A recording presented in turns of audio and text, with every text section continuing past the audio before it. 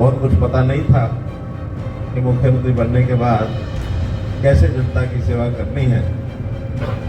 हमारे कांग्रेसी मित्रों ने तो ये कहना शुरू कर दिया, अनुभवहीन है, इसको कुछ पता नहीं है। मनोहर लाल कह रहे हैं कि उनको लगता था कि एक अनुभवहीन व्यक्ति मुख्यमंत्री बन गया और किस प्रकार से उसको अपदस्थ करने के लिए या उसका जो शासन है, जो उनका राजकाज है, किस प्रकार से उसको प्रभावित कर लिया जाए। कब तक सरकार चलेगी, आज गिरी के कल गिरी, हर दिन सपना लेके सोचते थे सारे कि कल बारिश शायद हमारी आ जाए। किस प्रकार से उन्हें अपदस्थ करने की या उनको लाइन से हटाने की बात चली थी। न केवल कांग्रेस में, और थोड़ा थोड़ा हमारे अंदर के लोग भी कहते थे कि भी अनुभव तो मेरा ज्यादा है और मुख्यमंत्री ये आ गया। मनोहर लाल के पहले मुख्यमंत्रित्व काल के दौरान में भारतीय जनता पार्टी के सरकार के अंदर, चाहे वो नेता थे और चाहे वो संगठन में नेता थे, वो कहीं ना कहीं सरकार को परेशानी में डालने के लिए कोई मौका छोड़ते नहीं थे। हरियाणा का कोई चप्पा मेरे से अनजान नहीं था। हरियाणा के 6,000 साढ़े 6,000 गाँव में लगभग 4,000 गाँव में मेरा जाना हो गया।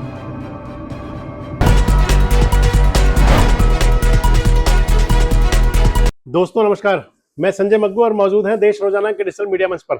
आपसे बात करने चला हूं हरियाणा की उस राजनीति को लेकर के जो 12 साल पहले शुरू हुई थी लगभग। हरियाणा की वो सियासत जो हरियाणा के बदलते स्वरूप का प्रतीक थी। पूरी बात करूंगा आपसे इस वीडियो के अंदर। दरअसल एक वीडियो वायरल है हरियाणा के पूर्व मुख्यमंत्री और इस समय केंद्र सरकार के पावर और शहरी विकास मंत्री का, मनोहर लाल खट्टर का। मनोहर लाल खट्टर पहुंचे हुए थे करनाल में और करनाल में वो अपना एक संबोधन दे रहे हैं और संबोधन में कहें तो वो अपने जो उनके मन की बात है उसको शेयर कर रहे हैं, साझा कर रहे हैं। और उस बात से एक बात सामने आ जाती है कि किस प्रकार एक सामान्य परिवार से चला हुआ व्यक्ति या एक ऐसा व्यक्तित्व जिसे कि राजनीति की वो वाली परिभाषा नहीं आती जिसे राजनेता हमेशा कहा करते थे, किस प्रकार से उन्हें अपदस्थ करने की या उनको लाइन से हटाने की बात चली थी। इस वीडियो में आगे बढ़ूं, एक बार पहले आप मनोहर लाल जी का ये वाला पार्ट सुनिए। ये आ गया, करनाल के बड़े हिस्से की भूमिका रही क्योंकि उन्होंने मुझे विधायक बनाया। विधायकों ने मिलकर मुझे मुख्यमंत्री के नाते से आगे बढ़ा दिया। बहुत कुछ पता नहीं था कि मुख्यमंत्री बनने के बाद कैसे जनता की सेवा करनी है। हमारे कांग्रेसी मित्रों ने तो ये कहना शुरू कर दिया, अनुभवहीन है, इसको कुछ पता नहीं है। कब तक सरकार चलेगी, आज गिरी के कल गिरी, हर दिन सपना लेके सोते थे सारे कि कल बारिश शायद हमारी आ जाए।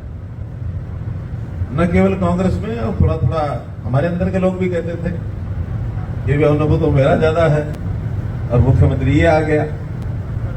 हम सबको कहते थे, देखिए मेरा राजनीति में वो अनुभव तो नहीं है जो कांग्रेसी मित्रों का है। उनका अनुभव इतने सालों का लूट खसोट झूठ फरेब सब करते थे। तो मनोहर लाल बता रहे हैं करनाल के अंदर कि वो जब हरियाणा के मुख्यमंत्री बने, मुख्यमंत्री कैसे बने बता रहे हैं कि करनाल के लोगों ने विधायक बना दिया और पार्टी ने, विधायकों ने उनको मुख्यमंत्री बना दिया। जब मुख्यमंत्री बन गए तो खासकर कांग्रेस वाली पार्टी, जो कांग्रेस पार्टी के नेता उनमें भी और भारतीय जनता पार्टी के नेता भी, उनका जिक्र दबी जुबान से कर रहे हैं, लेकिन मैं आपसे विस्तार से बात करूंगा।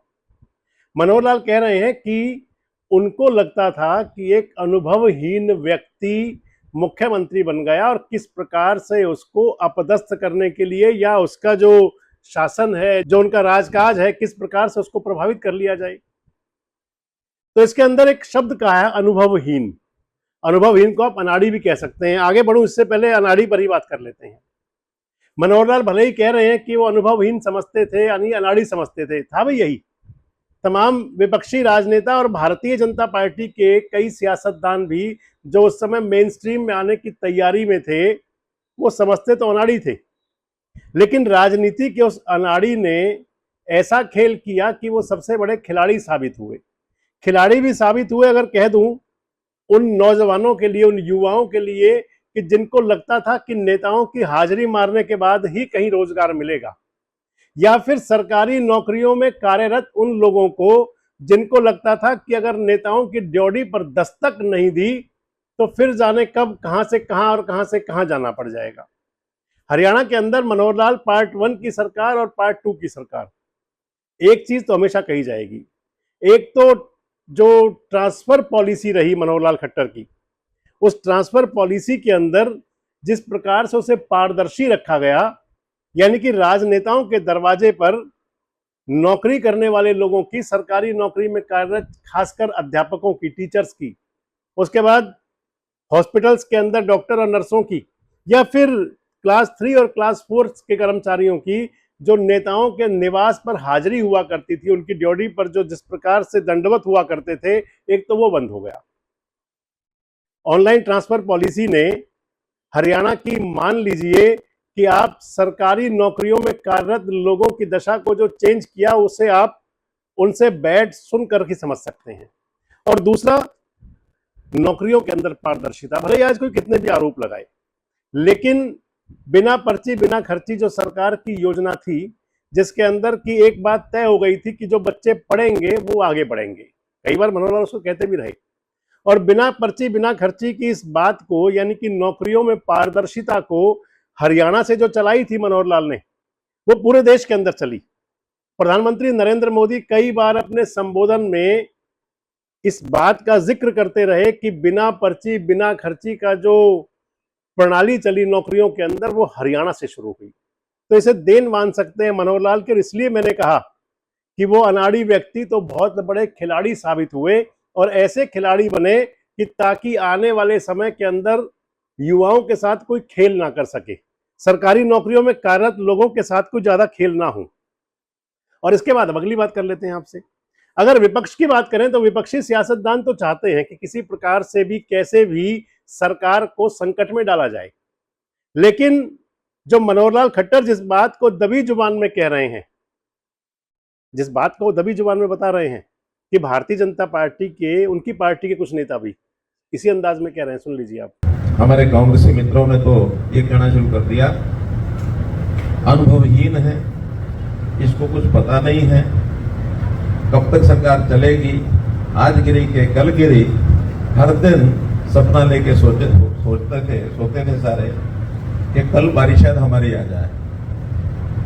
न केवल कांग्रेस में, और थोड़ा थोड़ा हमारे अंदर के लोग भी कहते थे कि भी अनुभव तो मेरा ज्यादा है, और मुख्यमंत्री ये आ गया। तो जिसे वो दबी जुबान में कह रहे हैं, सच तो ये है कि मनोहर लाल को उस पहली, खासकर जो फर्स्ट टर्म थी, उस पहली टर्म के अंदर, क्योंकि मनोहर लाल उस समय राजनीति के उन दाव पेचों से वाकई अनभिज्ञ तो थे, इस बात को माना जा सकता है कि जो राजनीति के अंदर जो चलता रहता है, जिसे वो कह भी रहे हैं, छल की, बल की, कपट की, धोखे की, झूठ की, फरेब की, सारी बात कह रहे हैं, तो उस राजनीति से तो कम से कम अनभिज्ञ थे ही, उसके अंदर तो अनाड़ी थे ही, और लगता अनाड़ी उसमें आज भी है। खैर, बात अगर कर ली जाए कि विपक्षी राजनेता जो मैं आपको बता रहा था कि उनके लिए तो बन जाता है, लेकिन भारतीय जनता पार्टी की, उनकी अपनी सरकार के अंदर भी ऐसे कई नेता थे, संगठन में भी और सरकार में भी। हालांकि आप सभी जानते हैं, किसी का नाम लेने की बहुत ज्यादा जरूरत नहीं है, लेकिन मनोहर लाल के पहले मुख्यमंत्रित्व काल के दौरान में भारतीय जनता पार्टी के सरकार के अंदर, चाहे वो नेता थे और चाहे वो संगठन में नेता थे, वो कहीं ना कहीं सरकार को परेशानी में डालने के लिए कोई मौका छोड़ते नहीं थे, किसी मौके से नहीं हटते थे। और समझा जा सकता है कि शायद यही कारण रहा होगा कि 2019 का जब चुनाव हुआ तो बड़े बड़े जो पिलर थे भारतीय जनता पार्टी की राजनीति वाले, वो ध्वस्त हो गए। खैर, अब अगली बात कर लेते हैं आगे की इसकी।